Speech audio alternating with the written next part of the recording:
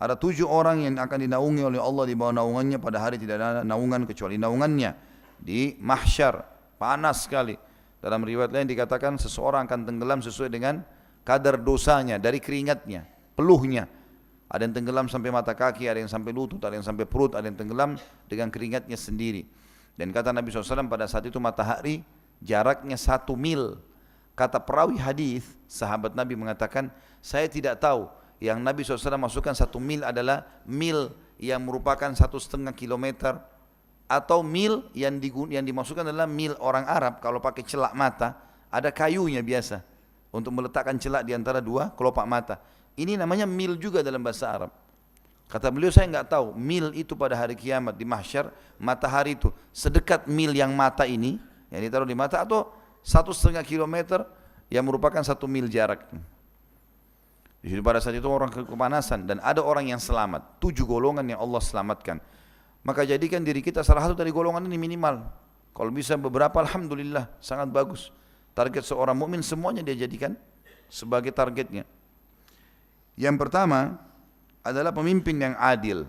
Dan adil, kalimat adil dalam bahasa Arab masuk semua makna baik. Baik, santun, ramah, disiplin, tanggung jawab, jujur, semua. Itu kalau dirangkum namanya adil. Jadi kalau dalam bahasa Arab orang sudah mengatakan orang ini adil, berarti itu sudah luar biasa. Bergabung semua sifat baik padanya. Pemuda yang kedua, pemuda yang tumbuh dalam beribadah kepada Allah yang maha suci dan maha murah. Ini satu hal yang positif juga teman-teman sekalian. Jadi prinsip dasar yang sering tersebar di Indonesia, kalau saya bahasakan ini virus berbahaya. Kita sering mengatakan di umur 14 sampai 20 tahun ini masa muda. Masanya coba-coba. Masa mengetes, masa puberitas. Sehingga akhirnya pada saat itu mereka merusak diri mereka.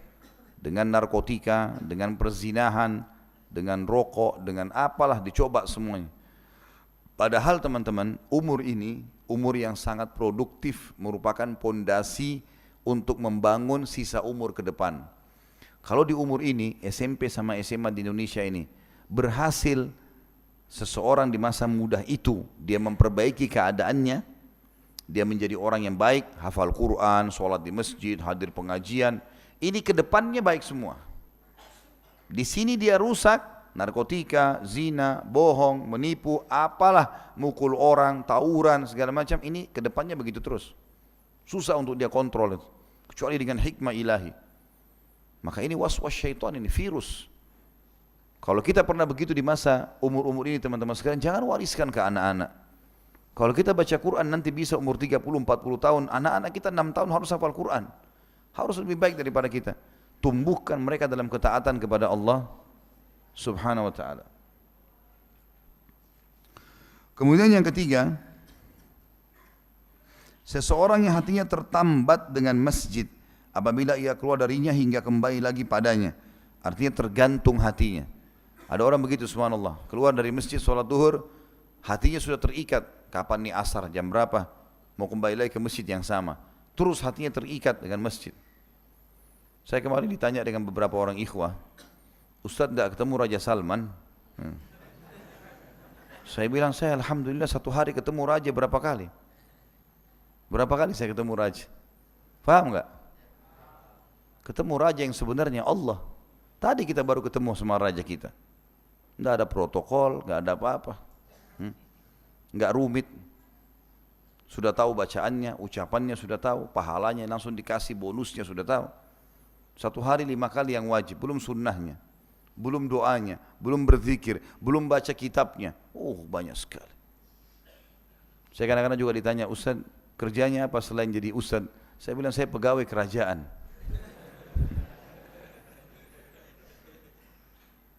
Ini rumah ini masjid yang kita sedang masuk teman-teman, lebih baik daripada 1 juta istananya Raja Dunia.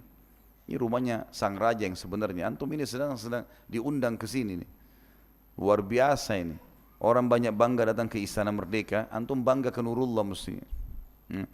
Ke rumahnya Allah ini. Renungi itu teman-teman sekalian. Sehingga dunia ini jadi kecil buat kita. Orang kalau selalu targetnya Allah, dunia jadi kecil buat dia. Kemudian yang ketiga, yang keempat adalah saksi bahasan kita dua orang yang saling mencintai karena Allah, mereka berkumpul atas dasar itu dan berpisah pula atas dasar itu. Sudah saya rincikan tadi dari awal ini. Yang selanjutnya seseorang yang berzikir mengingat Allah dalam kesendirian, lalu air matanya berlinang, mengingat surga, mengingat neraka, mengingat kebesaran Allah, mendengarkan kisah orang-orang saleh, lalu dia menangis. Nah, ini orang akan mendapatkan, kata ulama, walaupun sekali seumur hidupnya, selama dia tidak kafir, kuasa Allah, rahmat Allah luas, Allah bisa berikan. Apalagi kalau dia sering mempertahankan itu.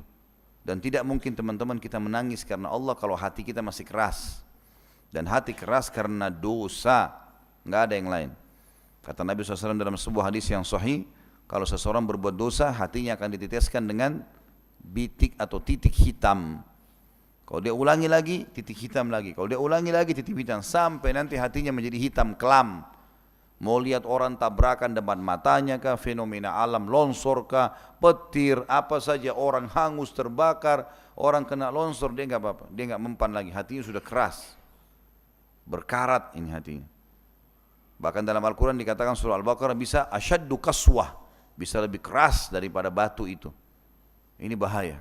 Dalam sebuah hadis yang lain kata Nabi SAW, hati itu bisa berkarat dan obatnya adalah Al-Quran. Baca Al-Quran, majlis ilmu seperti ini, melunakkan hati yang tadinya keras bisa jadi lembut.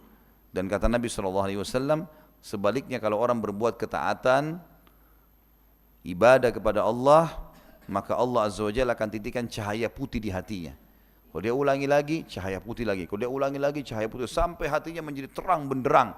Dan bahkan sampai bisa menerangi orang yang di sekitarnya. Jadi harusnya kita lakukan seperti itu.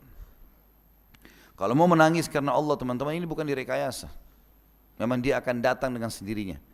Kalau antum dengarkan tentang neraka, tentang surga, tentang azabnya Allah atau rahmatnya, tidak menangis. Atau mungkin ada orang belum pernah menangis seumur hidupnya karena Allah. Ini perbanyak istighfar, teman-teman. Hati itu akan lunak. Abu Bakar itu dikenal dengan rajul bakka karena dekatnya dengan Allah. Setiap nangis, setiap malam nangis, nangis terus. Umar bin Khattab ada garis hitam di bawah matanya karena seringnya menangis, menetesnya air, gitu. Air matanya di situ. Selanjutnya adalah seseorang yang diajak untuk berzina atau maksiat oleh seorang wanita yang terpandang lagi cantik dan laki-laki itu berkata, aku takut kepada Allah. Di sini maknanya adalah kalau perempuan yang punya kedudukan dan juga cantik, ya ini saja dia tolak, apalagi orang yang jelek. Nah, kalau sudah cantik luar biasa, tubuhnya sempurna, putih segala macam, terpandang lagi ngajak zina gratis ditolak, apalagi kalau orang jelek, pasti lebih ditolak sama dia. Gitu. Ya, jadi jangan bilang, oh ini kan tidak masuk dalam hadis, jelek kan, jadi nggak apa-apa.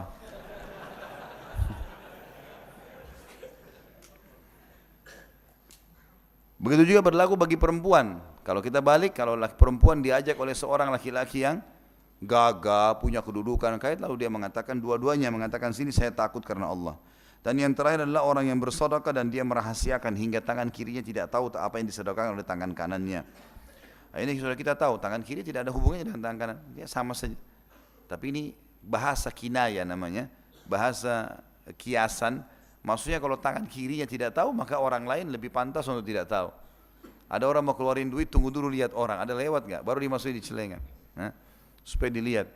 Orang kalau targetnya manusia kecil sekali, targetnya Allah itu besar, boomingnya.